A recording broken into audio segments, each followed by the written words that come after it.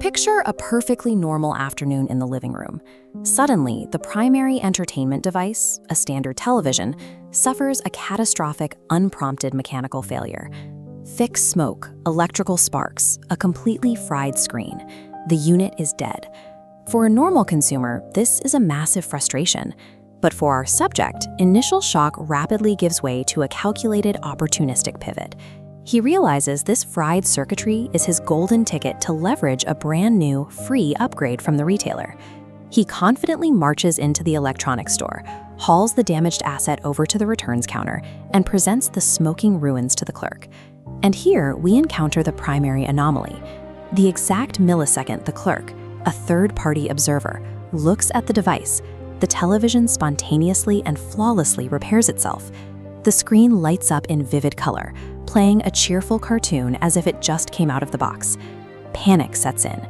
The subject immediately resorts to blunt physical force, frantically hammering his fists against the pristine glass, desperate to recreate the mechanical failure right in front of the clerk.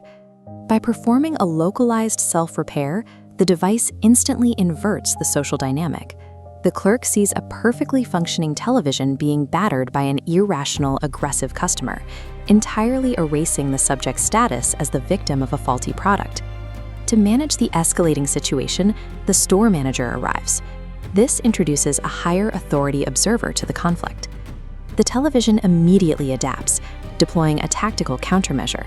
It switches its broadcast to a high-definition cooking show.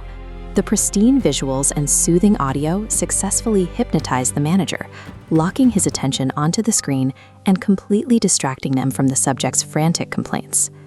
Realizing he cannot win in a controlled environment, the subject changes his strategy. He hauls the device outside the store, raising it high above his head to inflict catastrophic blunt force trauma directly against the solid concrete sidewalk. The tactic fails.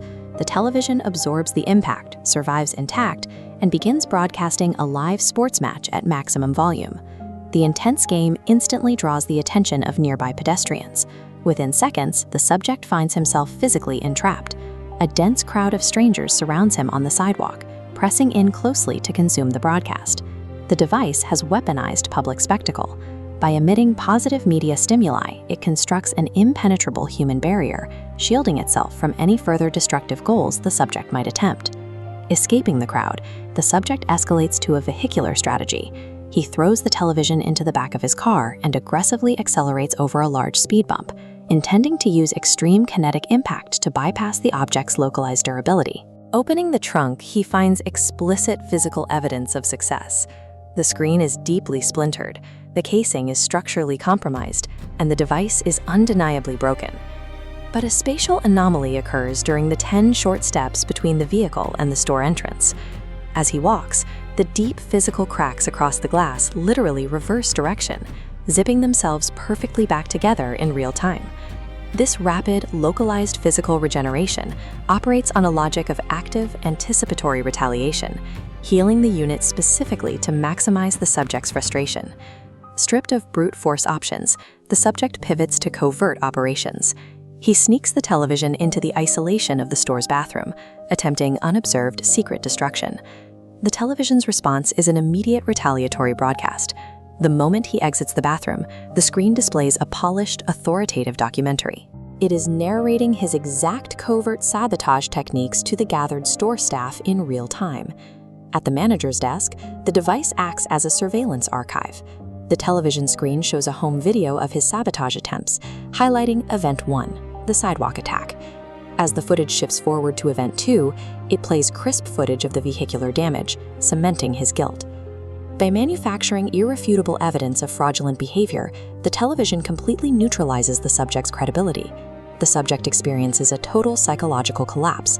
He completely abandons his futile return attempt and decides to simply absorb the massive financial loss to buy a brand new unit off the shelf. As he steps into the electronics section to make his purchase, a catastrophic area of effect anomaly triggers. Instantly, every single television in the store's inventory simultaneously and unpromptedly explodes into a massive cloud of electrical sparks and thick black smoke. Defeated, exhausted, and under the highly suspicious glares of the staff, he makes the grueling transit back to his baseline home environment, carrying the original, pristine device. He sets it down inside. He lets go of the casing, and it spontaneously self-destructs again, returning to a complete smoking ruin. Out of the rubble, the shattered, smoking screen suddenly manifests a single bright cartoon eye and winks directly at us. The device's behavior reveals a sentient campaign of psychological attrition, engineering every mechanical failure and repair for the sole purpose of humiliating its owner.